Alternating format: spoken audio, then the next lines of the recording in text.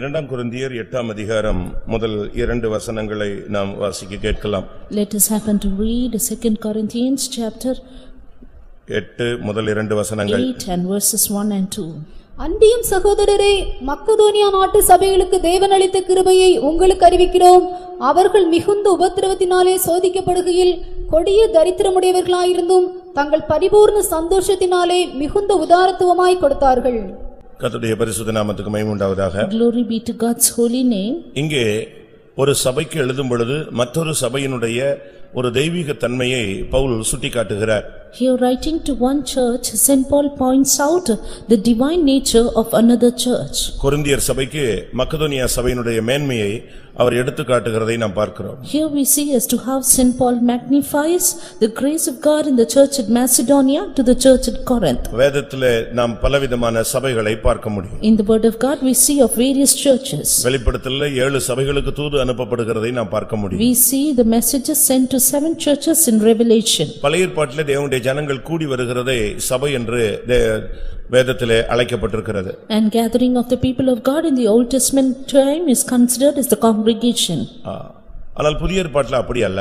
While in the New Testament time not like that. ஆவிக்குரிய தேவனுடைய ஜனங்கள் கிறிஸ்துவின் சரீரமாகிய அந்த சபையிலே இணைக்கப்பட்ட ஜனங்கள் மாத்திரமே சபை ஜனங்கள் என்று அழைக்கப்படுகிறார்கள். Only the spiritual people of God who are knit with the church are called the church members. ஆனால் இன்றைக்கு நாம் பூமியிலே பார்க்கும் பொழுது பலதரப்பட்ட சபைகள், பல கூட்டங்கள், சபைகள் என்று அவர்கள் பெயர்களை வைத்து அழைக்கிறார்கள். Today we happen to see various fellowships, various Christian gatherings which they call a church.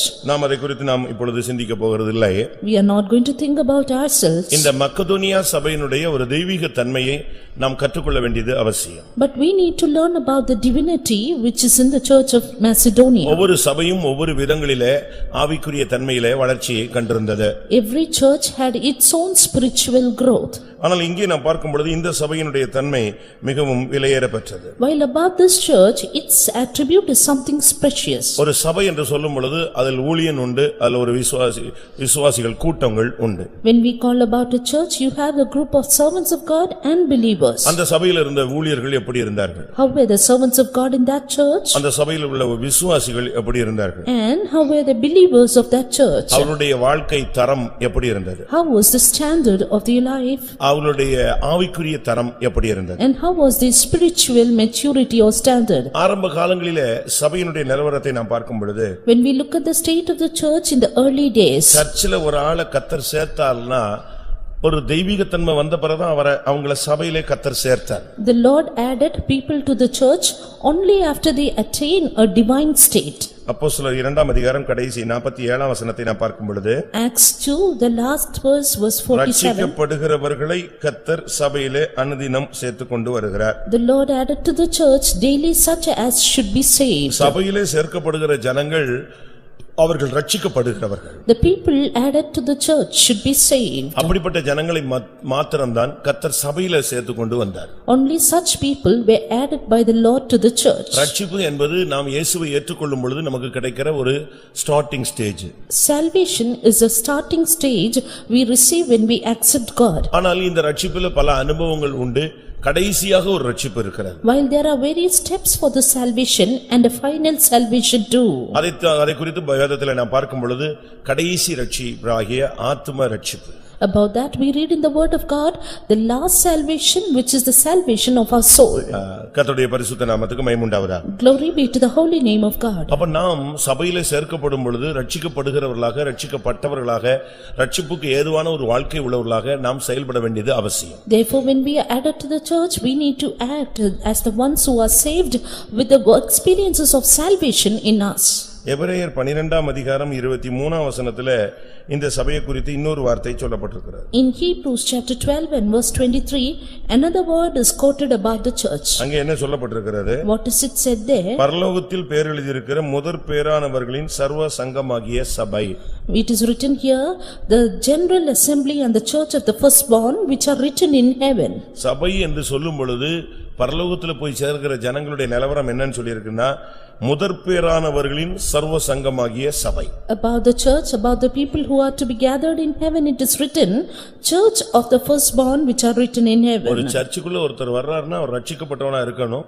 இரண்டாவது அவன் முதற்பேரானவர்களின் கூட்டத்திலே இணைக்கப்படணும். If a man should come to the church, he should be first of all saved, nextly be listed in the group of firstborn. அதனால தான் எபேசியர் 5:27 கரை திரை பிழை முதலானவைகள் ஒன்றுமில்லாமல் மகிமையான சபைக்காக அவர் தன்னை ஒப்புக்கொடுத்தார் என்று சொல்லப்பட்டிருக்கிறது. That is why it is written in Ephesians 5:27 that he may present it to himself a glorious church, not having spot or wrinkle or any such thing. ஆரம்பகால சபைகள் எப்படி இருந்தது? How were the church in the early days? இன்றைய சபைகளுடைய நிலவரங்கள் என்ன? While the state of the church in the present day. அப்போஸ்தலர் 9ஆம் அதிகாரம் 31ஆம் வசனத்தை பார்க்கும் பொழுது, When we happen to read Acts 19 and 31, அப்போஸ்தலர் 9:31, Acts 9:31.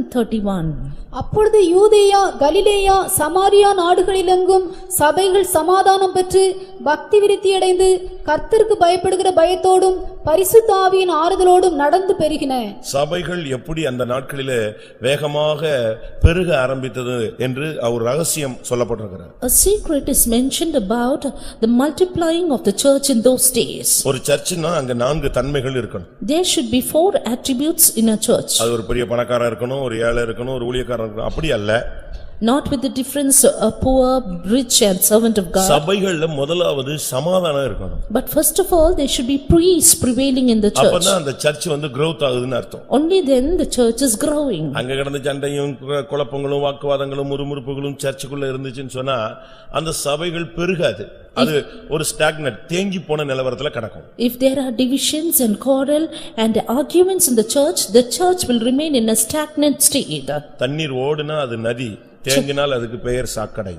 The water runs, then it is a river. If it stagnates, then it is அது நாற்றம் எடுக்க ஆரம்பிக்கும். நாற்றம் எடுக்க ஆரம்பிக்கும். It will start to stink. நம்முடைய ஜீவியத்துல முதலாவது சபை என்று சொன்னால் அதுல சமாதானத்தை தேவன் எதிர்பார்க்கிறார். In our life, first of all, the Lord expects peace in the church. நாம சமாதானம் இல்லாம சமாதானம் பெற்றுக்கொள்ளும்படியாக தான் இயேசுவிடம் வந்தோம். Without peace, our Jesus is coming to receive those who are in peace. ஏனென்றால் இயேசு கிறிஸ்து நமக்காக வைத்து போன ஒரே ஒரு சொத்து, என்னுடைய சமாதானத்தை உங்களுக்கு வைத்து போகிறேன். Because the only possession our Lord Jesus left with us is, my peace I leave with you. அங்கிருந்து இங்க வந்துட்டு சமாதானத்தை தேடி இங்க வந்து சமாதானத்தை பெற்றுட்ட பின்பு இங்க வந்து நம்முடைய சமாதானத்தை கெடுத்தா அதை விட ஒரு புத்தியீனமான செயல் வேற ஒன்றுமே கிடையாது. Having come to this place, if we are going to lose the peace which God has given us, then nothing else is a greater loss. இரண்டாவது சபை என்பது பக்தி விருத்தி அடைந்த ஒரு தன்மையை கொண்டு வர வேண்டும். Nextly, church should bring about a state of edification. ஒரு சரியான ஒரு பக்தி விருத்தி இல்லைன்னு சொன்னா நம்ம சர்ச்சில் போனதுல பயன் இல்ல, அப்படி ஒரு சர்ச் இருந்தும் பிரயோஜனம் கிடையாது. If no proper edification, no use of a church and no use of going there. ஒரு பிள்ளை நீங்க ஒரு ஸ்கூல்ல கொண்டு போய் சேர்க்கறீங்க. You admit a child to a school. அந்த ஸ்கூலுடைய நம்முடைய நம்பிக்கை என்னன்னா அங்க போனா நம்ம பிள்ளை நல்லா படிக்கும்னு. And we believe our child will do well. அங்க ஒரு கோச்சிங் இல்ல, டீச்சிங் இல்ல, ஒரு பிராக்டிஸ் இல்ல, ஒண்ணுமே இல்லனா நம்ம ஃபீஸ் எல்லாமே வீணா போய்டும். But if the coaching in that school is not well, then all our labor is in vain. உடனே நம்ம school மாத்துவோம். Soon we try to change the school. அதுபோல தான் சபை என்று சொன்னால் அங்க பக்தி விருத்தி அடையணும். So is it, there should be edification in the church. நீங்க இந்த சர்ச்சுக்குள்ள வந்துட்ட பிறகு உங்களுக்கு பக்தி விருத்தி அடைஞ்சிருக்கா? Having come to the church, are you edified? பக்தினா என்ன? What is godliness? பக்தினா என்ன? What is godliness? White and white போடுறதா? Is it putting white and white? இல்ல மீசை எடுக்கிறதா?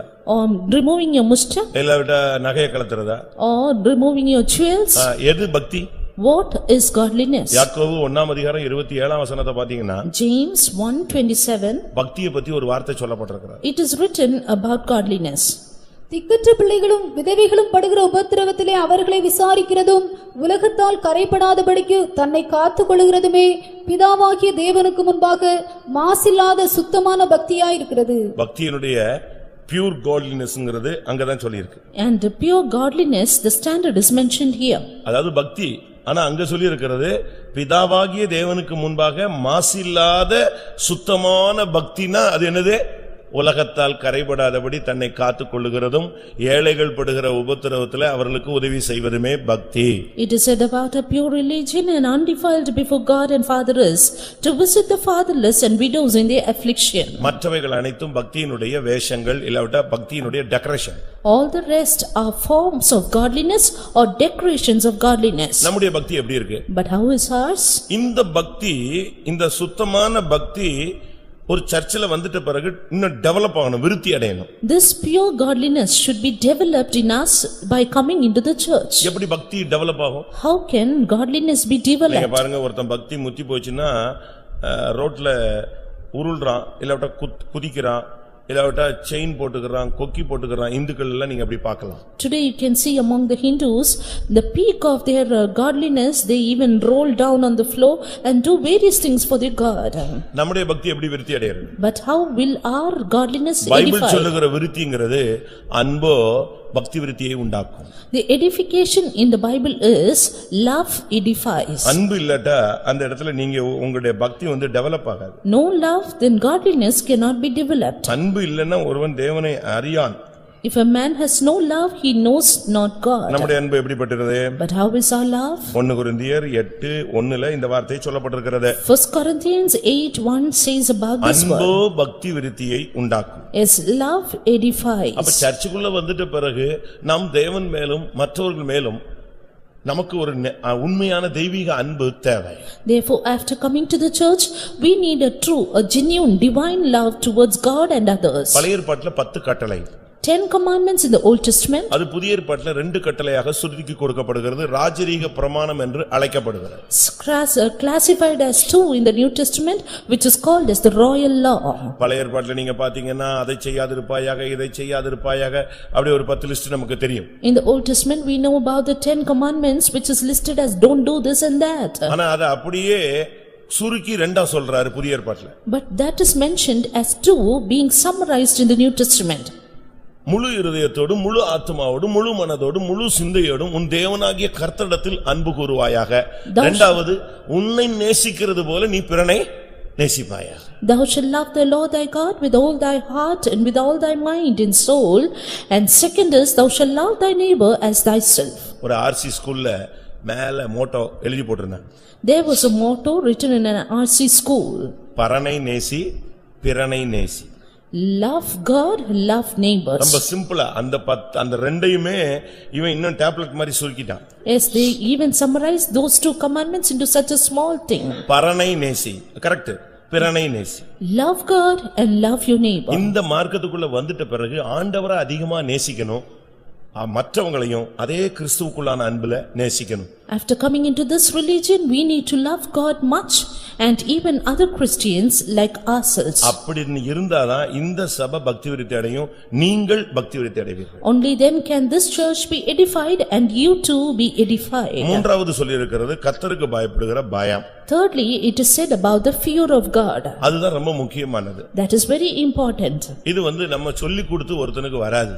And this cannot be done because we teach them. கர்த்தருக்கு பயப்படுகிற பயத்தை ஒருத்தன் போதிச்சு ஒருத்தனுக்கு கிடைக்காது. A man cannot teach a man about the fear of the Lord and he get it. ஒருவேளை ஒரு பிள்ளை நீங்க அடிச்சு உட்கார வைக்கலாம், நீங்க போன உடனே வெந்திச்சிருவான். You may beat a child and ask him to sit down. When you leave, he may get up. கர்த்தருக்கு பயப்படுகிற பயம்ங்கிறது அபிஷேகத்தினுடைய ஒரு portion. But fear of the Lord is a portion of the lesson of anointing. அபிஷேகம் சரியா இருந்தா கர்த்தருக்கு பயப்படுகிற பயம் தானா வரும். If the anointing is in us in a right way, then fear of the Lord will be automatic in our lives. ஏசாயா 11:2. Isaiah 11:2. ஞானத்தையும் உணர்வையும் அருளும் ஆவியும், ஆலோசனையும் பலனையும் அருளும் ஆவியும், அறிவையும் கர்த்தருக்கு பயப்படுகிற பயத்தையும் அருளும் ஆவியுமாகிய கர்த்தருடைய ஆவியானவர் அவர் மேல் தங்கி இருப்பார். அப்ப கர்த்தருக்கு பயப்படுகிற பயம் என்பது அபிஷேகத்தினுடைய ஒரு பிரதிபலிப்பு. Therefore, fear of the Lord is only a reflection of the anointing. அந்த அபிஷேகம் நமக்குள்ள இருக்கும்போது நம்ம ஆட்டோமேட்டிக்கா கர்த்தருக்கு பயப்படுகிற ஒரு மனிதர்களாக மாறுவோம். When that anointing is within us, we will become people who automatically fear God. இப்ப நம்ம சப்ஜெக்ட்டுக்கு வருவோம். Now let us come to our subject. 2 கொரிந்தியர் 8:2 பார்க்கும் பொழுது 2 Corinthians 8:2. இந்த மேசிடோனியன் சர்ச், அதாவது மக்கதோனியா சபை, முதலாம் வசனத்துல அந்த சபைக்கு ஒரு விலையேறப்பெற்ற கிருபையை கர்த்தர் கொடுத்திருந்தார். As to this church at Macedonia, the Lord has given him them precious grace. தேவன் அளித்த கிருபை. Grace of God. அந்த சபைக்கு தேவன் அருமையான அழகான நிறைவான ஒரு கிருபையை கொடுத்திருந்தார். Yes, to that church the Lord had given or bestowed the grace of God in all its fullness. ஒரு மனிதனுக்கு திறமை இருக்கலாம், ஆனா கிருபை இல்லைன்னா அந்த திறமை ஒர்க் அவுட் ஆகாது. A man may have ability, but without grace it cannot be worked out. நீங்க பாருங்க, ஊழியத்துல கூட ரொம்ப கிருபை திறமை உள்ளவங்க இருக்காங்க. Even in the ministry you can see much capable people. ரொம்ப டேலண்டா எல்லாமே ஒர்க் பண்ணுவாங்க. They may be highly talented. திருப்பி கொஞ்ச நேரத்துல பாத்தீங்கன்னா அவங்க இருக்க மாட்டாங்க. But sometimes after few days they will be no more. ஐயோ, என்ன அருமையான இருந்தாங்க போயிட்டாங்கன்னா அவங்களுக்கு கிருபை திறமை இருந்துச்சு, அதுல என்ன இல்லாம போயிடுச்சு, கிருபை இல்லாம போயிடுச்சு. And we may wonder as to why they could not stand up. That is because they had the ability but no grace of God. திறமையில இருக்கிறவனை தள்ளிரலாம், கிருபையில இருக்கிறவனை தள்ள முடியாது. You can pull down a man who stands in his ability but not a man who stands in the grace of God. திறமையில நிக்கிறவனை ஒருத்தனை தட்டிடலாம். You can pull down a man who stands in his own ability. ஆனா கிருபையில நிக்கிறவனை தட்ட முடியாது. ஏன்னா அவனுடைய அஸ்திவாரம் எங்க இருக்கு? தெய்வத்திட்ட. But that cannot be done with a man who stands in the grace of God because his foundation is upon God. அதனால தான் பழைய ஏற்பாட்டில் தீர்க்கதரிசனத்துல ஒரு வசனம் உண்டு, அவனுடைய திறமையுள்ள வாலிபர்கள் எல்லாம் கொலைக்களத்துக்கு போய் இறங்குகிறார்கள். That is why there is a prophetical word in the Old Testament which says all his able youths are getting down to the valley of slaughter. திறமையுள்ள வாலிபர்கள், ஆனா இப்போ வேற வழியே இல்லாம கொலைக்களத்துக்கு போய்கிட்டு இருக்காங்க. They are able young men but now no other way they land up to the valley of slaughter. அப்படி ஒரு வசனம் பழைய ஏற்பாட்டில் தீர்க்கதரிசன புத்தகத்துல உண்டு. There is a word like that in the prophetical book in the Old Testament. என்ன திறமை இருந்தும் கொலைக்களத்துக்கு போயிட்டா என்ன பிரயோஜனம்னு நீங்க யோசிக்கிறீங்க? Just you think, what is the use of going to the threshing floor of slaughter, whatever your ability may be. நாம கொலைக்களத்துக்கு போயிட்ட பிறகு நமக்கு இருந்து என்ன பிரயோஜனம்? After going to that place, what is the use of us being alive? அப்படி ஒரு வசனம் பழைய ஏற்பாட்டிலே இருக்கிறது. There's that verse in the Old Testament. அப்படி அந்த தேவனுடைய பிள்ளைகள் கொலைக்களத்துக்கு போனா அவனுடைய திறமை அவனுக்கு உதவி செய்யலங்கிறதை நம்ம விளங்கிக் கொள்ளலாம். A child of God, if he goes to that slaughter land, then his ability cannot help him. இன்னைக்கு अनेகர் அப்படி போய் கொண்டிருக்கிறார். Today many people are going like that. அதனால தான் கிருபையில நிலைநிறுங்கள் என்று சொல்கிறோம். That is why we say abide in the grace of God. இங்கே நாம் பார்க்கும் பொழுது அந்த சபைக்கு அளிக்கப்பட்ட கிருபை விலையேற பெற்றது. Here we see about the grace that is bestowed upon the church. It is precious. அந்த கிருபை எப்படிப்பட்டது? What kind of grace is it? நமக்கு எல்லாருக்குமே கொஞ்சம் கொஞ்சம் கிருபை இருக்கு. All of us have little kind of grace. ஆனா இந்த கிருபையை வச்சு நம்ம ஒரு சிலர் எல்லாம் பாத்தீங்கன்னா இந்த வண்டியில டீசல் போடுவாங்க, இல்லனா பெட்ரோல் போடுவாங்க, 50 ரூபாய்க்கு போடுவாங்க, 30 ரூபாய்க்கு போடுவாங்க, 15 ரூபாய்க்கு போடுவாங்க. அது என்ன செய்யும்? அது அந்த லிமிட்டுக்கு போயிட்டு திருப்பி நின்னுக்கும், திருப்பி எங்கேயாவது தள்ளிக்கிட்டே வருவான் ரோட்ல, பாத்துக்கிட்டு இருக்கலாம். You can see some people fueling their motorbike or their four-wheeler only to a little extent, and finally they will have to walk all the way after it gets finished. இப்படிதான் இன்னைக்கு अनेகர் இந்த கூட்டத்துக்கு வர்றது, கொஞ்சம் ஜெபிக்கிறது, ஒரு அபிஷேகம்ங்கிறது, நல்ல அபிஷேகம் கிடைச்சின்னு போய்டுவோம். அது ஒரு வீட்டுக்கு போய் சேர்றதுக்குள்ள எவனாவது குறுக்க வண்டியில வந்துருவான், அவனை பிடிச்சி ஏசி அந்த கிருபை ரோட்லயே போய்டும். That is how you see some people getting filled in the anointing only a little way in the church, and when they go back to home, on the way they drop the grace of God, scolding at some other ones who come crossing their way. எலும்பி போகும்போது யாராவது உன் கையை மீச்சிட்டானாலே அந்த கிருபை டப்புன்னு டென்ஷன்ல பட்டுன்னு போய்டும். Or somebody holds in your hand while getting up from the church, you get angry, you lose the grace of God. அப்ப நம்ம இத வச்சு என்ன பண்ண முடியும்? Then what can we do with this? அதனால தான் வேதம் சொல்லுகிறது உங்களுக்கு அளிக்கப்பட்ட கிருபை விசேஷித்த கிருபையா இருக்கணும். That is why the word of God says special grace be granted upon you. 2 கொரிந்தியர் 9ஆம் அதிகாரம் 14ஆம் வசனம். 2 Corinthians 9 and verse 14. உங்களுக்காக வேண்டுதல் செய்து தேவன் உங்களுக்கு அளித்த மிகவும் விசேஷித்த கிருபை நிமித்தம் உங்கள் மேல் வாஞ்சையாயிருக்கிறார்கள். என்ன கிருபை அது? What grace is that? விசேஷித்த கிருபை. Exceeding grace of God. மிகவும் விசேஷித்த கிருபை. Exceedingly exclusive grace of God. இந்த மிகவும் விசேஷித்த கிருபையை வச்சு தான் இந்த சர்ச் நிக்க முடியும். It is with this exceeding grace of God the church can stand. கிருபையை ஓரளவு வச்சுக்கிட்டு நம்ம ஒண்ணுமே பண்ண முடியாது. With a little measure of God's grace we cannot do anything. அதனால தான் நீங்க ஒவ்வொரு நாளும் கிருபையை வாங்குங்கன்னு சொல்றோம். That is why we tell you to get the grace of God every day. உனக்கு 4 to 5 ஜெபத்துல நீங்க எங்கயாவது ஒரு இடத்துல முழங்கால்ல இருந்தீங்க அப்படினு சொன்னா உங்களுக்கு கிருபை கிடைக்கும். If you are on your knees in prayer in 4 to 5 a.m., then you will get grace of God. அது புதிய கிருபையா கிடைக்கும். That will be a grace afresh. ஒருவேளை நீங்க 5 to 6 ஜெபிக்கலாம். Or you may pray 5 to 6. அப்போ உனக்கு இரக்கம் கிடைக்கும். Then you get the mercy of God. 6 to 7 கூட நீங்க லேட்டா தூங்கிட்டு மெல்ல எழும்பி ஜெபிக்கலாம். உனக்கு ஒருவேளை தயவு கிடைக்கும். Then you get to sleep and go up at 6 to 7 for prayer, you get the favor of God. இல்ல நான் 7 மணிக்கு முன்னால எழும்புனதே கிடையாது. ஆனா 7 to 8 ஜெபிக்கிறேன் அப்படினா உனக்கு ஒரு கார் கிடைக்கும், ஒரு வீடு கிடைக்கும், ஒரு மனைவி கிடைப்பா, 2 பிள்ளைகள் கிடைக்கும், இதெல்லாம் கிடைக்கும். ஆனா கிருபை கிடைக்கணும்னா டைம் எதுதான்? காலைதோறும் கர்த்தருடைய கிருபைகள் புதிதா இருக்கு. அந்த டைம் அதுதான். அதுக்கு பிறகு நீ ஜெபிச்சா கிடைக்காதுன்னு இல்ல, கிடைக்கும். கிருபை கிடைக்காது, மத்தது எல்லாமே கிடைக்கும். Yes, you may get the grace, you will get the grace of God early in the morning, says the word of God. After that you may not get the grace of God, but every other favor of God and his blessings. ஏனென்றால் மன்னா பொழியறத வெயில் ஏறதுக்கு முன்னால என்ன செய்யணும்? பொறுக்கி எடுத்துறணும். Because you will have to gather the manna even before the sun rises. இல்லனா அது என்ன செய்யும்? உருக ஆரம்பிக்கும். Or else then it will start to melt. அதுக்கு பிறகு கிடைக்காது. And then you will not get it. ஆனா நீ என்ன செய்யலாம்? ஏற்கனவே பொறுக்கி வச்சிருக்காங்க இல்லையா, அவங்க கிட்ட வேணா போய் ஷேர் பண்ணிக்கலாம். அதே மாதிரி தான் மனைவி ஜெபத்துல புருஷன் நிக்கிறான், புருஷன் ஜெபத்துல மனைவி நிக்கிறா. இதுதான் உண்மை.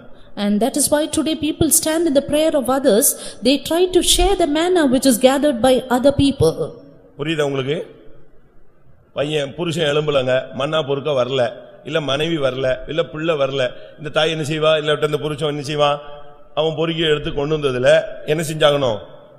இவங்க சாப்பிடணுங்கும் போது அவங்க கொஞ்சம் கொடுத்தாகணும், இவங்க அதை வச்சு எடுக்கணும்.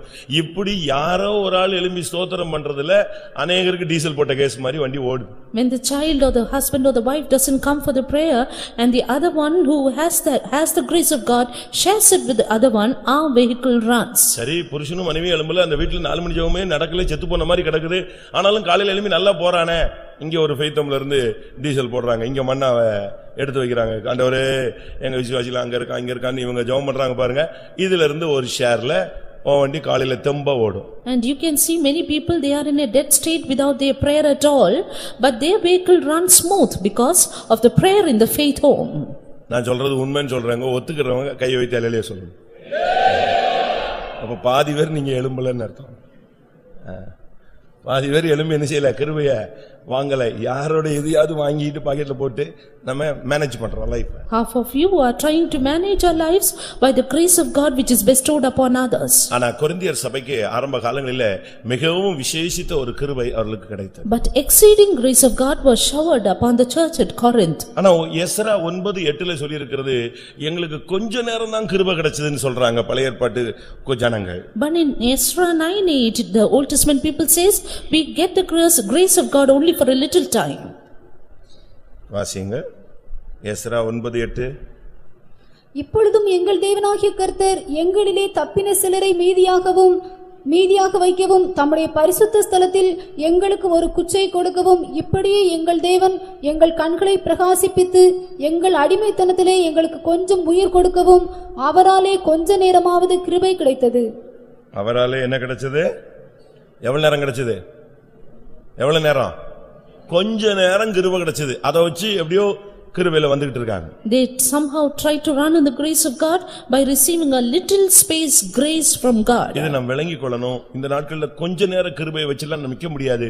புதிய ஏற்பாட்டுல ஒரு செகண்ட் கிடைச்சா போதும், உன்னைய கொன்றுவான், இல்லாட்ட தூக்கி எறிஞ்சிருவான். But you have to understand well, in the New Testament time we cannot run with a little space grace because the devil will try to attack us in a little spare amount of time. ஏதாவது ஒரு chance கிடைச்சா போதும், உன்னைய அவன் தள்ளிடுவான். He waits for some little chance to put you down. அதனால்தான் நமக்கு கொஞ்ச நேர கிருபையை வச்சுலாம் ஒண்ணுமே பண்ண முடியாது. மிகவும் விசேஷித்த கிருபை நமக்கு தேவைப்படுகிறது. Therefore with little space grace we cannot do anything. We need the exceeding grace of God. இந்த கிருபைங்கிறது ஒரு gift. This grace is a gift. அந்த gift நம்ம எல்லாரும் கையில வச்சிருக்கணும். All of us need to have this gift. அப்படிதான் வசனம் சொல்லுகிறது. That is how the word of God says. எபேசியர் 3:7 Ephesians 3 and verse 7. தேவனுடைய பலத்த சத்துவத்தால் எனக்கு அளிக்கப்பட்ட வரமாகிய அவருடைய கிருபை Gift of the grace of God. ஒரு தேவனுடைய பிள்ளைக்கு இந்த கிருபை ஒரு வரம் போல இருந்தாதான் அவன் அருமையாய் முன்னேறி போக முடியும். Only if a child of God have this grace of God as a gift, he can move smoothly in his run.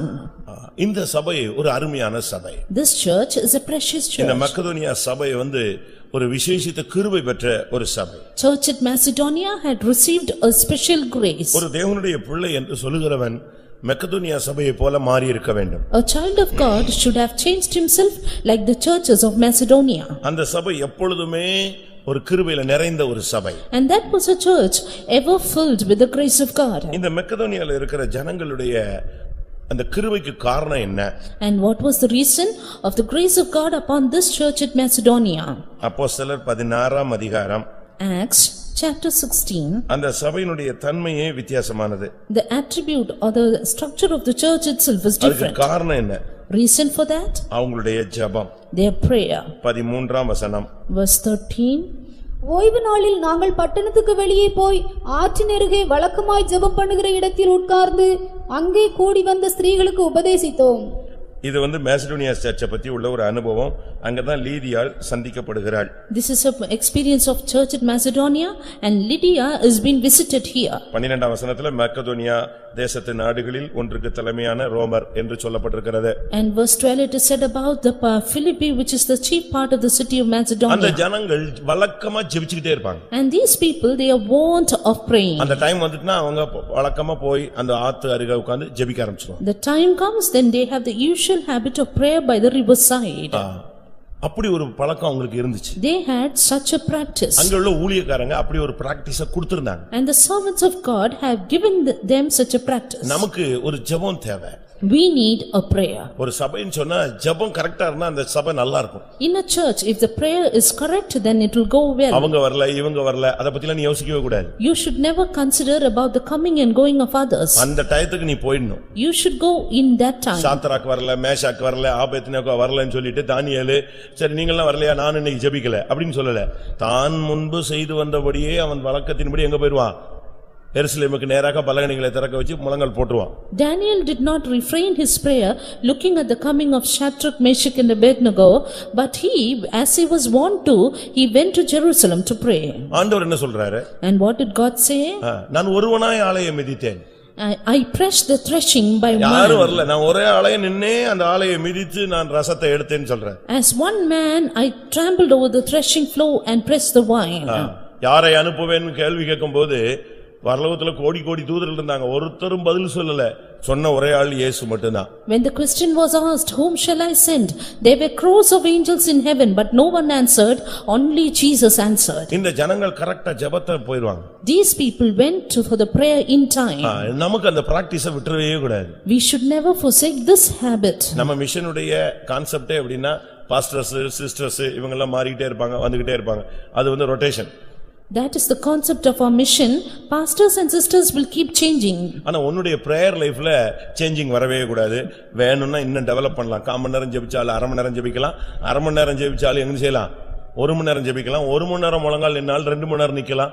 இப்படியே நம்மள டெவலப் பண்ணணுமே தவிர நீ வளர்பிறையாக இருக்கலாம், தேய்பிறையாக மாறக்கூடாது. But you should always never keep changing in your life in prayer.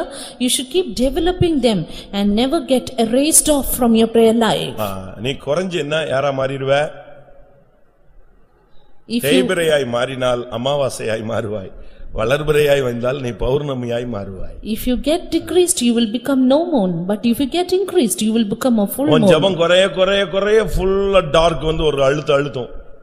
நீ ஜெபம் bright ஆக உன்னுடைய முகம் உன்னுடைய ஊழியம் உன்னுடைய ஜீவியம் எல்லாமே ஷைன் பண்ணும். When your prayer decreases, you will be pressed down by the darkness.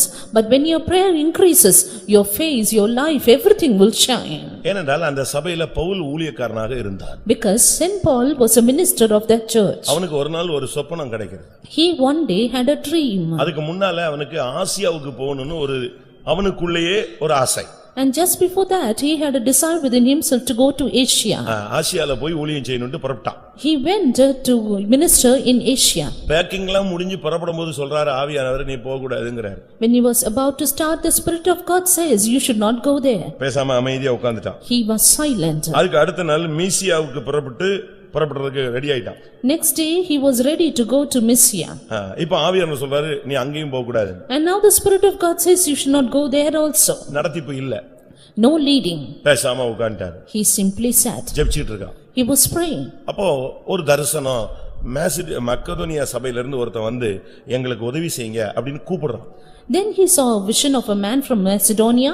He calling out unto him saying, "Come and help us." அப்போஸ்தலர் 16, 6, 7, 8, 9 இந்த வசனங்கள் இருக்கிறது. Acts of the Apostles chapter 16 verses 6 through 9 we see about it. ஆண்டவருக்கு மக்கதோனியா சபையை குறித்து ஒரு தரிசனம், அங்க பவுல் போணுங்கிறது அவருடைய திட்டம். And it was God's plan that Paul should go to Macedonia and he gave him a vision for that. ஆனா இவர் வேற எங்கேயோ ரூட்ல போறதுக்கு ட்ரை பண்றார். But Paul was attempting to go to some other route. ஆவியானவர் அவரை பரிசுத்த ஆவியானவர் அவரை தடை பண்ணினார் என்று 6ஆம் வசனம் சொல்லுகிறது. Verse 6 says, Holy Spirit of God forbid him for that. அடுத்த ரூட்ல போகும்போதும் 7ஆம் வசனத்துல அதை தடை பண்ணினார்னு சொல்லிருக்கு. Next route he got up, again the Spirit of God suffered him not. இப்ப மக்கதோனியா சபைக்கு அனுப்பணும்னு ஆண்டவர் பேசுறார். Now the Lord talked that he should go to Macedonia. உடனே பவுல் அந்த இடத்துக்கு வந்து சேருகிறார். Soon Saint Paul reached that place. Pavul ஒரு ஊழியக்காரனா இருந்தா அந்த சபையில உள்ளவங்க எல்லாம் எப்படி இருப்பாங்க? If Saint Paul is a servant of God, how will the people of the church be? சபை விசுவாசிகள் ஊழியர்கள் சேர்ந்ததுக்கு பேர் தான் என்னது? சபை. Church is called as a gathering of the servants of God and believers. சரீரமும் தலையும் சேர்ந்தாதான் முழு சரீரம்னு பேரு. Head and body together is called the body. அப்ப இருதயத்துக்கு ஏற்ற ஒரு மேய்ப்பன் அந்த சபையில இருந்தா அந்த சபை எப்படி இருக்கும்? Therefore, when there is a shepherd after one's heart in that church, how will the church be? அது மாத்திரமல்ல, Not only that, அந்த சபையிலே தீமோத்தேயும் ஊழியக்காரனா இருந்தான். and even Timothy was a servant of God of that church. அடுத்து ஷீலா அந்த இடத்துல ஊழியக்காரனா இருந்தான்.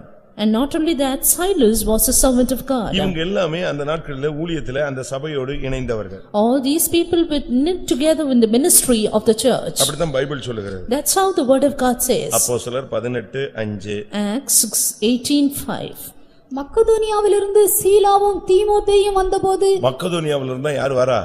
சீலாவும் தீமோத்தேயும் வராங்க. ஏன்னா அவங்க அந்த இடத்துல ஊழியம் செய்தாங்க. Silas and Timotheus were come from Macedonia because they ministered there. அப்படிதான் வேதம் சொல்லுகிறது. That is how the word of God says. அப்ப நாம இந்த நாட்களிலே அந்த சபையில உள்ள ஊழியக்காரங்களுடைய நிலவரத்தை புரிந்து கொள்ள முடிகிறது. Therefore in these days also we are able to understand the state of the servants of God in the church. அப்போஸ்தலர் 19ஆம் அதிகாரம் 21, 22லயும் தீமோத்தேயும் எரஸ்தும் அந்த இடத்துல ஊழியம் செய்தார்கள். 21 and 22 of Acts chapter 19 says, Timotheus and Erastus did the ministry there. தீமோத்தேயும் எல்லாம் நல்ல ஊழியம் செய்றாங்க, வாலிபன். Timotheus was a young man who did the ministry well. பவுல்லாம் ஜீவனை அப்படியே கொடுக்கிற ஒரு ஊழியக்காரன். And Paul was a servant of God who laid down his life. அவங்க தான் இந்த ஜெபங்கள் எல்லாம் ட்ரெய்னிங் கொடுத்தாங்க. And it is these ones who trained them for the prayer. ஒரு சபைன்னு சொன்னா ஊழியர்கள் சரியா இருக்கணும். If a church, the servants of God should be proper. வேர் பரிசுத்தமா இருந்தால் கிளைகளும் பரிசுத்தமா இருக்கும். If the root is holy, then the branches also.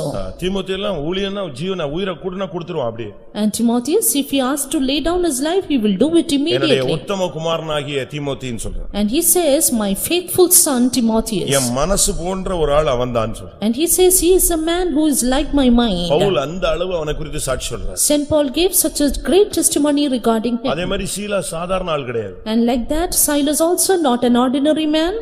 சீலான்னு சொன்னா ஏதாவது பொண்ணுன்னு நினைச்சிட கூடாது நீங்க. It is not a girl. ஒரு சிலர் அப்படிதான் நினைச்சுக்கிறாங்க, அப்படிதான் பேர் வச்சிருக்காங்களாம். Something like that. சீலான உடனே பவுல் கூட சேர்ந்து சுத்தின ஒரு பொண்ணு இல்லனா மனைவி நினைச்சிட்டு அப்படிதான் என் மகளுக்கு பேர் வச்சேன்னு ஒரு அம்மா வந்துச்சு. நான் சொன்னேன், ஐயோ அது இங்கிலீஷ்ல பார்க்காம விட்டுட்டு போட்டுருக்கு, அது பையன். Something that it is a female name, therefore they give that name to the girl child. இந்த ஷீபா ஷீலா இதெல்லாம் பையங்க. அது நம்ம ஆளுங்க எல்லாம் ஷீபா ஷீலா எல்லாம் பொண்ணுன்னு வச்சிருக்காங்க. அப்படிதானே? கரெக்ட் தானே? மேபி போசத்தினுடைய கூட இருந்த ஆள் பேர் என்ன? என்னது? ஷீபா தான். The man with Mephibosheth is called Ziba. Correct தானா? நம்ம ஆளுங்க எல்லாம் சரி ஆசையில என்னத்தையா வச்சுட்டு போறான், விட்டுருங்க. ஆனா பைபிள் சொல்லுது இந்த சைலஸ் இவங்க எல்லாம் பயங்கர வைராக்கியமான ஆள். The word of God says about this man Silas that he is a devout person. சரியான பவர்ஃபுல்லானவன். A man who was extremely powerful. தீமோத்தேயு வந்துட்டானாலே பவுலுடைய பிரசங்கம் சூடாயிடும். Soon after Timotheus comes, this Paul's sermon would be hot. பவுலுக்கு ஆவியில வைராக்கியம் வந்துரும். Paul would be envied in the spirit. மறுபடியும் அந்த வசனம் வாசிங்க. அப்போஸ்தலர் 18:5. Acts 18:5.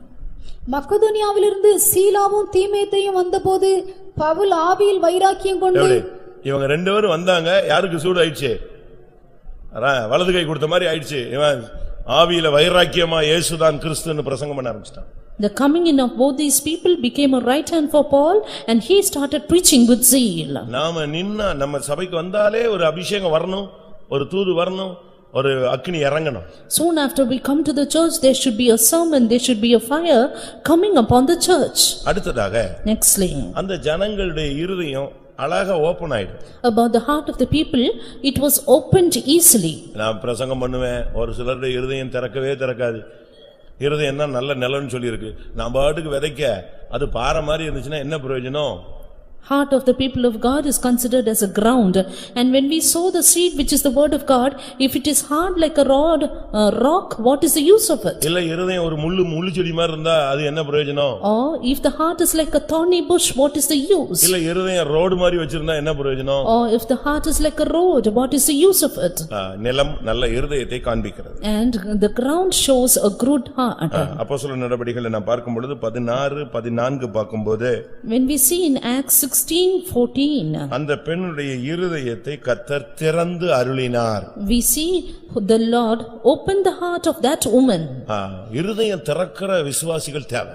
Yes, we need the believers who open their heart. இருதயம் திறந்த விசுவாசிகளுக்குள்ள தான் நம்ம சத்தியத்தை கொடுத்தா பூஸ்ட் ஆவாங்க.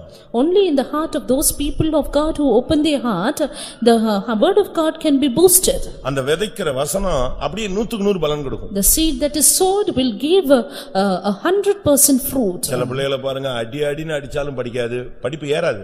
Look at some children, you beat them how much ever, studies will not get into their brain. ஒரு சிலர் என்ன படிச்சாலும் ஜஸ்ட் பாஸ் தான் எடுப்பாங்க. And some people, how much ever they study, only just pass. ஆனா சில பிள்ளைங்க இருக்காங்க, But there are some people, அப்படியே டீச் பண்ணும்போது அப்படியே உட்கார்ந்திருப்பாங்க. some students who just listen even as they teach. அந்த கிராஸ்பிங் பவர் கூட அவனுக்கு. And their grasping power is very high. அப்படியே போட்டா போதும், அதை அப்படியே புரிஞ்சுக்குவான். திருப்பி கேட்டீங்கன்னா திரும்ப அப்படியே டிட்டோவா சொல்லுவான். They just put a word, they will grasp it immediately and put it back for us. அந்த அளவு ஒரு கிருபை சில பிள்ளைகளுக்கு இருக்கு. As some students have such a kind of grace. நம்முடைய சத்தியத்தை கேட்கிற நமக்கு அப்படி ஒரு இருதயம் திறந்த தன்மை இருந்தாதான் நம்ம விதைக்கிற வசனம் அவங்களுக்குள்ள அப்படியே பலன் கொடுக்கும். And for the people of God who listen to the word of God, if they have this kind of attitude, the grace or the word of God that is sown in their heart will bring forth much fruit. இந்த சர்ச்சில் உள்ளவங்களுக்கு helping tendency கூட. For the people in this church, they had an extremely great helping tendency. ரோமர் 15ஆம் அதிகாரம், Romans 15, அங்க என்ன சொல்லப்பட்டிருக்கிறது? what is it said there? 26ஆம் வசனம். Verse 26. மக்கதோனியாவிலும் அகாயாவிலும் உள்ளவர்கள் எருசலேமில் உள்ள பரிசுத்தவான்களுக்குள்ளே இருக்கிற தரித்திரத்திற்காக சில பொருள் சகாயம் செய்ய விருப்பம் கொண்டிருக்கிறார்கள். மக்கதோனியால இருக்கிறவங்களுக்கு மத்தவங்களுக்கு உதவி செய்யணும்ங்கற மைண்ட் எப்பவுமே இருக்கும். For this people at Macedonia, they had the mind to help others always. பொருள் சகாயம் செய்ய அவர்கள் விருப்பம் கொண்டிருக்கிறார்கள். And they had the intention of contribution. ஒரு தேவனுடைய பிள்ளை என்று சொல்லுகிறவன் எப்பொழுதுமே ஒரு ஹெல்பிங் ஹாஸ்பிட்டாலிட்டி மைண்ட்ல தான் இருக்கணும் அவன். A child of God should always have a mind of hospitality. எத்தனை பேருக்கு அப்படி உதவி செய்யக்கூடிய அந்த மனசு இருக்கும்? How many of us have that helping tendency? மத்தவங்க நமக்கு உதவி செய்யணும்னு நம்ம எதிர்பார்க்கிறோம்.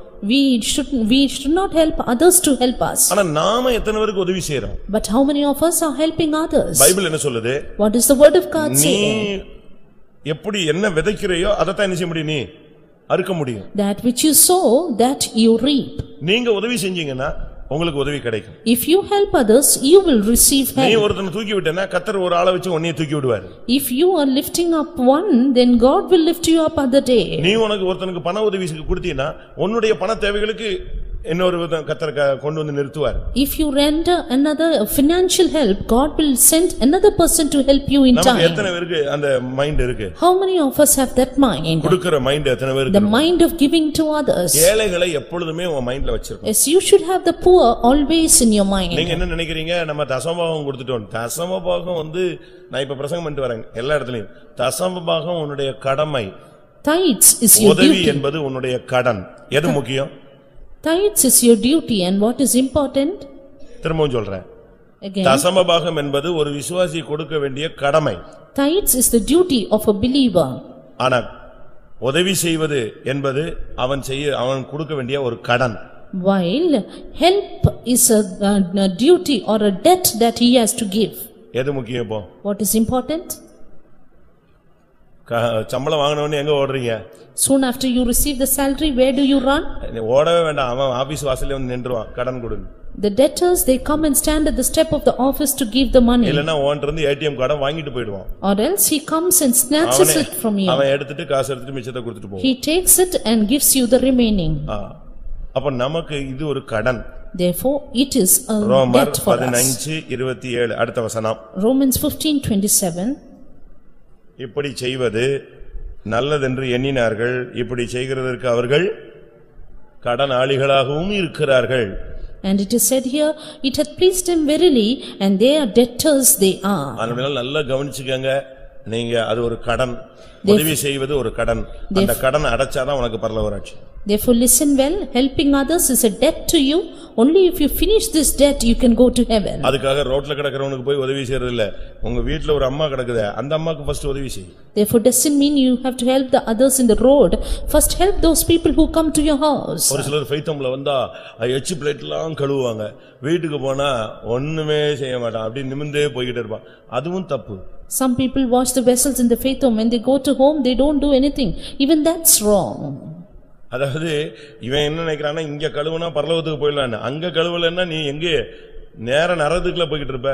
They think when you wash it here you can go straight to heaven, but you have to notice this, that you don't do it at your home, you will go straight to hell. பக்கத்து வீட்டுக்காரங்களை ரொம்ப நேசிப்பாங்க, பக்கத்து வீட்டுல உள்ளவங்களை ரொம்ப மரியாதை கொடுப்பாங்க, எல்லாருக்கும் help, ஓடி ஓடி போய் வேலை செய்வான். வீட்டுல இந்த அம்மா ஒரு தண்ணி எடுத்து கொடுடான்னு கேட்பாங்க, ஒரு டம்ளர் தண்ணி, அவ்வளவுதான் இவனுக்கு அப்படியே சீறிடுவான். அப்ப இது நீ மற்றவனை ப்ளீஸ் பண்றதுக்கு தான் எதையோ செய்யற, கடமையை நீ செய்யலன்னு. They love their neighbors so much, but they do nothing in their family. Therefore they do this all to please others and not their duty. உதவி செய்யுங்கள். Do help. மக்கதோனியா சர்ச்சினுடைய ஸ்பெஷாலிட்டியே என்னன்னா, இல்லனாலும் உதவி செஞ்சிருவான். The speciality of the church at Macedonia is, even if they don't have, they will help. 2 கொரிந்தியர் 8:2க்கு மறுபடி வாங்க. 2 Corinthians 8:2. Verse 2. அவர்கள் மிகுந்த உபத்திரவத்தினாலே சோதிக்கப்படுகையில் கொடிய தரித்திரமுடையவர்களாயிருந்தும் தங்கள் பரிபூர்ண சந்தோஷத்தினாலே மிகுந்த உதாரத்துவமாய் கொடுத்தார்கள். மிகுந்த உபத்திரவம், கொடிய தரித்திரம். As their affliction is great and they have deep poverty. எப்படி இருக்கும் நீங்க யோசிச்சு பாருங்களேன். Just think about this. ஒரு 10,000 ரூபாய் இருக்கு, 1000 ரூபாய் காணிக்கை கொடுக்கிறது ஒரு பெரிய பிரச்சனையே இல்ல. And giving 1,000 from 10,000 is not a problem. இல்ல லட்சக்கணக்கில் இருக்கு, அதுல இருந்து ஒரு போர்ஷனை காணிக்கை கொடுக்கிறோம், அது easy. You have lakhs and giving a portion of an offering is not, that is easy. ஆனா பயங்கர உபத்திரவம், இன்னொரு பகுதியில கொடிய தரித்திரம். ஆனாலும் அவங்களுடைய மைண்ட்ல அந்த கொடுக்கணுங்கிற சிந்தை என்ன குறையவே இல்ல. But their trial is or affliction is great, deep poverty they had, but their mind of helping others did not come down at all. ஒரு குருவும் சீடனும் தண்ணில குளிச்சிட்டு இருந்தாங்களாம். A man, குருவும் சீடர், a master and his disciple, they were bathing in the ஒரு water. தேள் தண்ணில கிடந்து தத்தளிச்சிட்டு இருந்துச்சு. And soon a scorpion was just happening for his life. குரு அதை பிடிச்சு வெளியே விட்டார். The master took it out. என்ன பண்ணது? And what did it do? Thanks சொல்லுமா. Will the scorpion say thanks? என்ன செய்யும்? பட்டுன்னு வெட்டிச்சு. It scorned him immediately. அவர் அதை வாங்கிக்கிட்டு வெளியே கொண்டு போய் விட்டுட்டார். And he took it and he went out. திரும்ப குளிச்சிட்டு இருந்தாரு. Again he came to bathe. சீடர் அமைதியாயிட்டான், சரி இவர் தொட்டாரு வாங்கிட்டாருன்னு விட்டான். Disciple was silent, saying, he touched, therefore he got it. கொஞ்ச நேரத்துல பார்த்தா அந்த தேள் அங்கங்க சுத்தி அது ஏதோ ஒரு இதுல திருப்பி இதே தண்ணிக்குள்ள விழுந்துருச்சு. And after some time you see the same scorpion fell into the water again by chance. அதே குருவுக்கு முன்னால தத்தளிச்சிட்டு போகுது. And it was trying for its life before the same master. திரும்பவும் அந்த குரு அதை பிடிச்சு வெளியே விட்டாரு. அது இரண்டாவது ஒரு கோட்டு கொட்டிட்டு போயிடுச்சு. Again the master took it and pulled it out. It gave the second sting to the master. சீடன் கேட்டான். The disciple asked, ஃபர்ஸ்ட் ஏதோ செஞ்சீங்க, அது என்னோ ரொம்ப புனித தன்மையில காப்பாத்தணும்னு நினைச்சு செஞ்சு விட்டீங்க, அது கொட்டிடுச்சு. இப்ப இரண்டாவது செத்தா சென்னா அது உயிரோட இருந்தானே, திருப்பியா அதை பிடிச்சு விட்டு இரண்டாவது கோட்டு வாங்கணுமான்னு கேட்டான். You did it for this with a sacred intention the first time, it stank you, and why should you help it the second time? அப்ப அவர் சொன்னாரு. Then he said, அதனுடைய புத்தி கொட்றது, என்னுடைய புத்தி உதவி செய்யறது. இதுதான் ரெண்டு பேருக்கும் உள்ள டிஃபரண்ட் இவ்வளவுதான். Its understanding is only to stink, while my understanding is to help. That's the difference. உங்களுக்கு புரிஞ்சிருச்சா? அது அதனுடைய புத்தி நீ 100 ட்ரிப் எடுத்து விட்டாலும் என்ன செய்யும், அது கொட்டும். Its tendency is only to stink how many times you help it. ஆனா உன்னுடைய டெண்டன்சி என்ன எப்படி இருக்கணும்னா, அது கொட்டுதோ இல்லையோ அது ஜீவன் போறதுக்குள்ள அதை காப்பாத்தணும். While your tendency should be to help for its life, whether it stinks or not. நமக்கு எத்தனை பேருக்கு இப்படி உதவி செய்ய முடியும்? How many of us will be able to help this way? ஒரு நாள் சாப்பாடு கொடுப்பாங்க, They will give the food அந்த for one வயசான day. அம்மா மறந்து போய் பையன்ட்ட, அப்பா உன் மனைவி சோறே போடலன்னு சொல்லிடுவா. அதுக்கு பிறகு அவன் சொல்லுவான், என்ன எங்க அம்மாக்கு சோறே கொடுக்கல, அதான் இப்பதான் சாப்பிட்டுச்சு. அடுத்த நாள் உண்மையாவே சோறு போட மாட்டான். எதுக்கே போட்டும் பிரச்சனை, போடாட்டணும், போடலன்னா போடலன்னு போட்டும், போட்டு கெட்ட பேர் வர்றதை விட போடாமல் இருப்பதே நல்லது. The daughter-in-law house, she will feed the old woman, but loss of memory power she'll say, she did not give me, but again she will not give her. நான் ஒரு பிள்ளைகிட்ட சொன்னேன், நீ சண்டை போட்டுக்கிட்டே இருக்கிற, சமாதானம் ஆயிடு அப்படின்னு சொன்னேன். And I told one girl saying, you're always fighting, you get to be in peace. அவ சொன்னா, சண்டை போட்டு போட்டு திருப்பி திருப்பி இந்த மன்னிப்புங்கிறத விட பேசாம ஒதுங்கி போவது நலம்னு சொன்னா. Then she said, rather than putting in the struggle and getting reconciled, it is better to remain at a distance. அப்படி அல்ல. That's not the thing. Bible என்ன சொல்லுதுன்னு நம்ம கத்துக்கொள்ளணும். You have to learn what the Bible அவங்களுக்கு says. பெரிய தரித்திரம். They had a deep poverty. ஆனா அவனுடைய prayer life, அவனுடைய கிருபை, அவனுடைய இருதயம் திறந்த அனுபவத்துல அந்த தரித்திரத்தை பார்க்க முடியாது. உதவி செய்யறது மட்டும்தான் அவன் மைண்ட்ல தெரிஞ்சது. அதை தான் பிராக்டிஸ் பண்ணிக்கிட்டே இருந்தான். But because of their prayer life, their abundance of grace of God and opened heart, they only sought to help others. அவங்களுக்கு அந்த பிரேயரோ அந்த கிருபையோ அந்த இருதயம் திறந்த அனுபவமோ இல்லைன்னா நம்மள மாதிரி தான் இருப்பாங்க அவங்களும். If they did not have this prayer life and grace of God and opened heart, they would be remaining like us. அந்த கொடிய தரித்திரத்திலும் அவங்க மைண்ட்ல ஒரு மிகுந்த உதாரத்துவம் இருந்தது. But they had a much mind of liberality even amidst their great poverty. அவங்களுக்குள்ள ஒரு மிகுந்த உதாரத்துவம், கொடுக்கணும் எல்லாத்தையுமே கொடுத்துருவோம் அப்படிங்கிற மைண்ட் அவங்களுக்கு இருந்துச்சு. They had the deep thought of liberality, offering much more they can. அப்படிதானே? நீதிமொழிகள் 11:25 பார்த்தா Proverbs 11:25 says, அந்த மிகுந்த உதாரத்துவத்தை பத்தி என்ன சொல்லி இருக்கு? It is said about the abounding liberality. உதார குணமுள்ள ஆத்துமா செழிக்கும். உதாரத்துவம் உள்ள மனுஷன் செழிப்பான் இல்ல, அந்த மனுஷனுடைய ஆத்துமா என்ன செய்யும்? செழிக்கும். It is said, the soul of that man shall flourish. உன்னுடைய ஆத்துமா செழிக்கணும்னா உனக்கு உதார குணம் தேவை. If your soul should flourish, you need the helping tendency. நீங்க இத இன்னையில இருந்து நீங்க பயிற்சி விட்டு பாருங்க, உங்களுடைய ஆத்துமாவுக்குள்ள ஒரு செழிப்பு உண்டாகும். From today you practice this and you will have the flourishing in your soul. அவங்க கொடுக்கிறதுக்கு யோசிக்கவே மாட்டாங்க. They never thought to give others. அந்த ஏழை விதவை அவள்கிட்ட இருந்தது ஒரு துட்டுக்கு சமான 2 காசு. The poor woman had just 2 mites, which is of 1 farthing. நான் சமீபத்துல ஒரு லோக்கல்ல பிரசங்கத்துக்கு போயிருந்தேன். Recently I went for a sermon in a local. N car உள்ள போகும்போது ஒரு பிச்சைக்கார சகோதரி, ஒரு வயசான தாய் உள்ள போகுது. When my car went in, a poor woman who was a beggar, she also went in. சுத்தமா கருப்பாயிருச்சு அந்த Dress. And her dress was totally black. ஏழ்மை, ரொம்ப ஏழை. And very poor she was.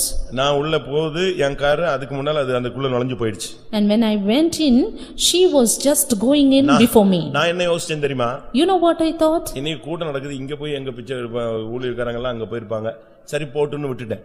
I just allowed her to go, saying, now the meeting is on and the servants of God will be after her. கூட்டத்துல உட்கார்ந்திருக்கு. And she came for the meeting. நான் பிரசங்கம் start பண்ணா அது எந்திச்சு நேரா என்கிட்ட வருது. When I started the sermon, she came straight to me. நான் சொன்னேன், இத பிடிச்சு அங்க உட்கார வைன்னு சொன்னேன். I said, you take her and ask her to sit உடனே there. ஒரு பையன் போய் பிடிச்சு அதுல உட்கார வச்சிட்டான். Soon a boy made her to sit there. பிரசங்கம் திருப்பி ஒரு 1/4 மணி நேரம் பேசினேன், திருப்பி எந்திச்சு நேரா ஸ்டேஜுக்கு வந்துச்சு. Again 15 minutes of that sermon, she came straight to the stage. ஒரு பையன் ஓடி போய் இழுத்துட்டு போயிட்டான். A boy took her and caught her and went. எதுவும் பண்ணிராத, எங்க ஒரு ஓரத்துல உட்கார வை. I said, you don't harm her, ask her to sit her some corner. திருப்பியும் பிரசங்கம் போச்சு, எந்திச்சு வந்துருச்சு. Again during the sermon she came up. எனக்கு ஒண்ணும் ஓடல. I could not do anything. நான் சொன்னேன், விட்டுரு.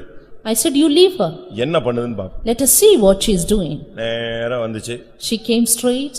அது காலையில 7:15 சர்வீஸ், அது time. That was a 7:15 service. 7:45 இருக்கும், இல்லனா 8 மணி இருக்கும். It was 7:45 and I am going to wind up. இந்த காலைக்குள்ள அது பிச்சை எடுத்த காசை கொண்டு வந்து என்கிட்ட டேபிள்ல காணிக்க வச்சிட்டு அது வாட்டுக்கு போக ஆரம்பிச்சிச்சு. You know what she did? She brought her money which she got as alms and kept it on my table and went. காலையில ஒரு 1/2 மணி நேரத்துக்குள்ள அதுக்கு என்ன ஒரு 10-20 ரூபாய் கிடைச்சிருக்கும், காயின்ஸ் தான். மொத்தத்தையும் கொண்டு வந்து காணிக்கையில டேபிள்ல வச்சுட்டு ஆட்டுக்கு வெளியே எரிஞ்சு போயிடுச்சு. எனக்கு அப்பதான் யோசிச்சேன், ஓஹோ, எனக்கு அதுக்கு டவுட் வந்துருச்சு. இது 3 ட்ரிப் மோதுறதுனால ஒருவேளை இயேசுவா இருப்பாரோன்னு ஒரு டவுட் வந்துருச்சு எனக்கு. I doubted if she would be Jesus because she came thrice. ஒருவேளை இது நம்ம என்னத்தையா துரத்தி விட்டு கடைசியில நமக்கே சீட் இல்லாம போயிடக்கூடாது. And if you cast her out, finally it would end up in my judgment. அப்படின்ட்டு தான் தேர்ட் டைம் சான்ஸ் கொடுத்து விட்டுட்டேன். ஆனா அது ஒரு பெரிய பிரசங்கத்தை பண்ணிட்டு போயிடுச்சு. Therefore I left it for a chance and she taught me a great sermon. நான் சொன்னேன், Then I said, இன்னைக்கு இருக்கிறதுல எத்தனை பேர் தசமபாகம் எடுத்து வந்தீங்கன்னு தெரியாது. I don't know நீ how many. சம்பாத்தியத்துல தசமபாகம் கொடுக்கற அந்த தாய் பிச்சை எடுத்தத அப்படியே நெஞ்சிருச்சு, போட்டு போயிடுச்சு. You give tithes. தசமபாகம் அல்ல, பிச்சை எடுத்ததுல தசமபாகம் கொடுக்கல, பிச்சை எடுத்ததுல எதை கொடுத்து போயிடுச்சு? அன்னைக்கு அதுக்கு தான் டிஃபனுக்கு அவ்வளவுதான் காசு. அதை அப்படியே தேவசமூகத்துல காணிக்கையில வச்சுட்டு போயிட்டே இருக்கு. இப்போ இங்க உட்கார்ந்து அழகா பேண்ட் ஷர்ட் போட்டு அப்படியே நீட்டா கசக்காம இருந்து தசமபாகம் கொடுக்கறாள் முக்கியமா, எது டாப்ல போயிடுச்சுன்னு யோசிச்சு பாருங்க. சொல்லுங்க. And I told the people as to how these people they bring tithes out of their salary, but this poor woman rendered all that she got because of her alms, kept it as an offering, and this is great in the sight of God. அதுக்கு சம்பாதிக்க அந்த வேலை செஞ்சு சாப்பிடுற அளவுல அதுக்கு சரீரத்துல பலனும் இல்ல, அதை பராமரிக்க கூடிய பிள்ளைகளோ சந்ததியோ இல்ல. அதுக்கு சம்பாதிக்க முடிஞ்சது ஒரே வழி என்னதுதான்? பிச்சை எடுப்பதுதான். அதுல நம்மால் கூட அதுல தசமபாகம் தான் கொடுப்பான். ஆனா இந்த தாய் அதை அப்படியே போட்டு போயிட்டே இருக்கு. And this mother, she had no way of earning, no strength at all, no descendants, but still she put all that she had upon the table and went off. Macedonia சபை இதே மாதிரி சபை. And church at Macedonia was in a similar way. தரதரம் எது செஞ்சாலும் வாய்க்கல, business out, எல்லாமே போயிடுச்சு. ஆனாலும் இருக்கிறதுல எப்படியாவது மிகுந்த உதாரத்துவமா கொடுத்துறணும். ஏன்னா பிசினஸ் செழிக்கோ இல்லையோ, ஆத்மா என்ன செய்யணும்? செழிக்கணும். Deep poverty they were in, their business was in great loss, but still they gave abundantly, because whether their business prospers or not, their soul should flourish. அடுத்ததாக Nextly, 2 கொரிந்தியர் 8:5. 2 Corinthians 8:5. மேலும் நாங்கள் நினைத்தபடி மாத்திரம் கொடாமல் தேவனுடைய சித்தத்தினாலே முன்பு தங்களை தாமே கர்த்தருக்கும் பின்பு எங்களுக்கும் ஒப்பு கொடுத்தார்கள். அந்த சபையினுடைய ஜனங்கள் எப்படி இருந்தாங்க பாருங்க. முதலாவது கர்த்தருக்கும் பின்பு பரிசுத்தவான்களுக்கும் தங்களை ஒப்பு கொடுத்தார்கள். You look as to how the people of the church gave their own selves first to the Lord and then themselves by the will of God. முதலாவது கர்த்தருக்கு தங்களுடைய ஆவி ஆத்துமா சரீரத்தை வாழ்க்கையவே அப்படியே ஒப்பு கொடுத்துட்டாங்க. First they surrendered their spirit, soul and body wholly to the Lord. இரண்டாவது பரிசுத்தவான்கள் கையில அப்படியே தங்களை சரண்டர் பண்ணிட்டாங்க. And then they surrendered themselves to the hand of the servants of God. எப்படி இருக்குன்னு பாருங்க. Look as to how they were. தேவனுக்கும் பரிசுத்தவான்களுக்கும் உங்களை ஒப்பு கொடுக்கும் பொழுதுதான் உங்களுடைய வாழ்க்கையில ஒரு நிறைவு உண்டாகும். You will have a fullness in your life only when you yield yourselves to the Lord and the saints. பழைய ஆரம்பகால சபையில் உள்ள ஜனங்கள்லாம் ஜீவனை கொடுக்கிற ஜனங்கள். The people in the early church will lay down their lives. ரோமர் 16 பார்க்கும் பொழுது, when we see in Romans chapter 16 24ஆம் வசனத்துல verse 24, அந்த ஜனங்கள் எப்படிப்பட்ட ஜனங்கள், what kind of people they were. 16:4 பார்க்கும் பொழுது verse 4 of 16, அவர்கள் என் பிராணனுக்காக தங்கள் கழுத்தை கொடுத்தவர்கள், அவர்களை பற்றி நான் மாத்திரமல்ல புறஜாதியாரில் உண்டான சபையார் அவர்கள் என் பிராணனுக்காக ஊழியர்களுக்காக எதை கொடுத்தாங்க? எதை கொடுத்தவர்கள்? கழுத்தை.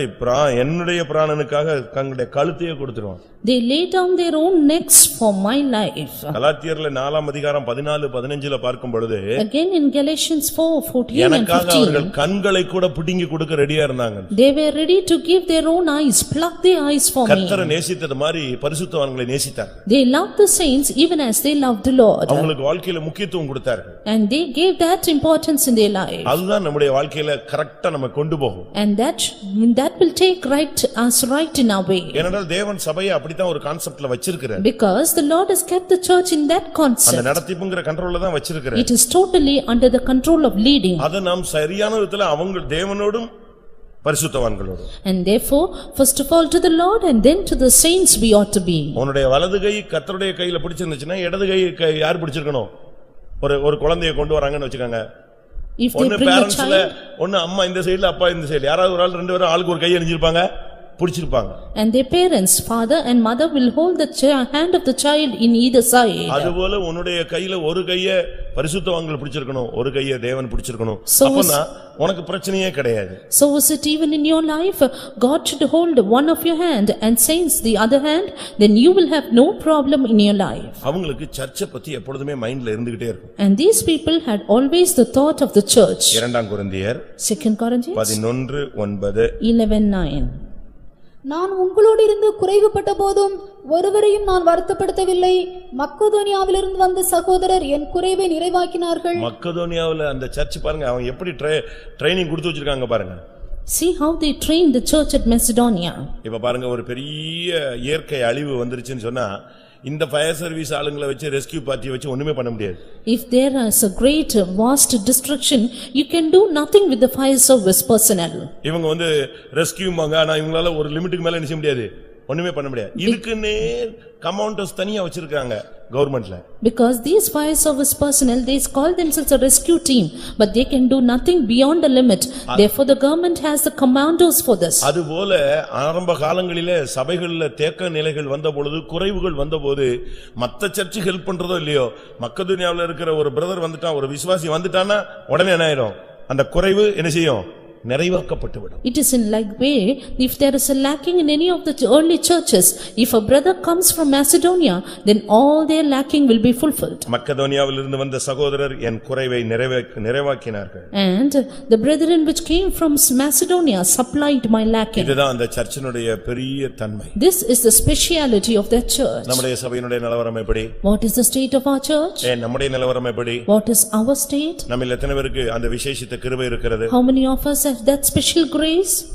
எத்தனை பேர் ஜெபிக்கிறவர்களாய் மாறி இருக்கிறோம்? How many of us are the prayerful ones? நம்மில் எத்தனை பேருடைய இருதயம் விசாலமாய் திறந்த இருதயமாக இருக்கிறது? How many of our hearts are broad and opened? நம்மில் எத்தனை பேருக்கு உதவி செய்யக்கூடிய அந்த மனப்பான்மை இருக்கிறது? How many of us have the helping tendency?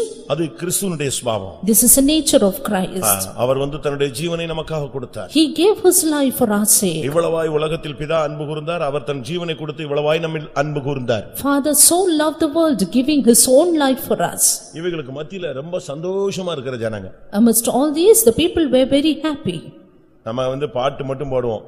We sing the அத்திமரம் துளிர் song. விடாமல் போனாலும் நான் கர்த்தருக்குள் மகிழ்ச்சியா இருப்பேன். 15 ரூபாய் குறைஞ்சிருச்சுன்னா இவன் முகம் போற போக்கு பாத்தீங்கன்னா அது மகிழ்ச்சியா துக்கமா சோதனையான்னு கண்டுபிடிச்சிடலாம். We sing the song saying, though the fig tree shall not blossom, we will rejoice in the Lord. If there is a lack of 15 rupees, you look at the frown of our face. அவங்க பரிபூர்ண சந்தோஷத்தினால் மிகுந்த உதாரத்துவமாய் கொடுத்தார். But these people, they gave in all their liberality with wholeheartedness and joy. அவங்களுக்குள்ள இருந்த சந்தோஷம் வந்து நிறைவான சந்தோஷம். The joy in them was to the fullness. அவங்க வந்து துக்கப்படுறதே இல்ல. They were never sad. தேவன் அறியாம நடக்காது. Nothing will happen தேவன் to என்னை them. கொண்டு போறாரு. And God is taking தேவன் me. தான் என்னை கைட் பண்றாரு. God is guiding me. இந்த பாதை தேவன் அறியாம எனக்கு வரல. This path is not without the knowledge of அவரிடத்தில் God. அன்பு கூர்றவர்களுக்கு சகலமும் நன்மைக்கேதுவாய் நடக்கிறது. All things work together for good to them that love God. அவனை வந்து துக்கப்படுத்தவே முடியாது. Yes, you cannot make them sad at ஏனென்றால் all. அவனுக்கு இருக்கிற சந்தோஷம் சாதாரணதல்ல, பரிபூர்ணமான நிறைவான சந்தோஷம். Because their joy was to the fullness and not ordinary. ஏனென்றால் முழுவதும் கர்த்தருக்கு ஒப்பு கொடுத்தவன். Because they had wholly surrendered themselves to the Lord. அவன் விழுந்தாலும் எழுந்தாலும் அவனுடைய எஜமான் அவனுக்கு உத்தரவாதம் பண்ணுவார். They rise up or fall, their master will be responsible. எல்லாரும் கண்களை மூடுவோம். Let's close our eyes. ஆண்டவருடைய சமூகத்திலே கர்த்தாவே, என்னை மக்கதோனியா சபையில் உள்ள ஒரு விசுவாசியாக,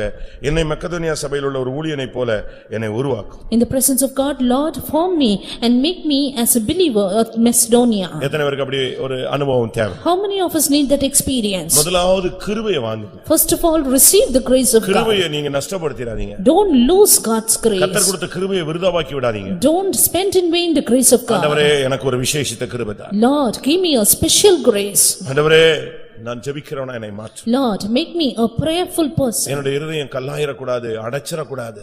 My heart should not be shut or closed. எனக்கு மற்றவங்களுக்கு உதவி செய்யறதுக்கு எனக்கு வாய்ப்புகளும் கிருபையும் சூழ்நிலை எனக்கு தாரும். Give me chances, graces and situations to help others. மற்றவருடைய குறைவை நிறைவாக்கக்கூடிய கிருபை தாரும். Grace to fulfill the lacking of others. நான் என்னை உமக்கும் பரிசுத்தவான்களுக்கும் ஒப்புக் கொடுக்கிறேன். Lord, I yield myself totally to you and to the என்னை saints. சமர்ப்பிக்கிறேன் என்று ஒரு 2 நிமிஷம் கண்களை மூடி முழங்கால் படியிட்டு சொல்லலாம். And let us us close our eyes, be on our knees and say, I surrender, Lord. ஒரு 2 நிமிஷம் கர்த்தருடைய கரத்துல ஒப்பு கொடுங்க. 2 minutes surrender in God's hand. தெய்வம் உங்களை அந்த சபை ஜனமாய் மாற்றட்டும். God will make you as a member of that church. அந்த சபை தான் பக்தி விருத்தி அடையும். And that church will be edified. அந்த சபை தான் சமாதானம் பெறும். That church will receive peace. அந்த சபையில் உள்ள ஜனங்களுக்கு கர்த்தருக்கு பயப்படுகிற பயம் உண்டாகும். The people of that church will have the fear of the Lord. அந்த சபை பரிசுத்த ஆவியின் ஆறுதலால் நடந்து பெருகும். And the church will be